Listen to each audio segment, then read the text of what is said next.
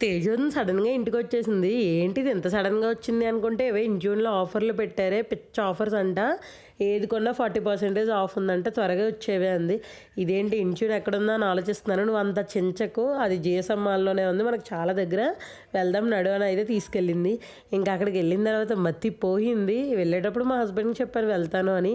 నేను ఇంట్లోంచి బయటికి వెళ్ళడమే బెస్ట్ అనుకుంటారు. ఏంటో తెలీదు కానీ నేను ఎక్కడికి వెళ్తానన్నా ఇల్లు అంటారు. ఫైనల్‌గా ఇన్‌ట్యూన్‌లోకి అయితే వెళ్ళిపోయాము. వెళ్ళిపోయిన తర్వాత ఫస్ట్ అయితే చిన్నపిల్లల బట్టలు చూసాము.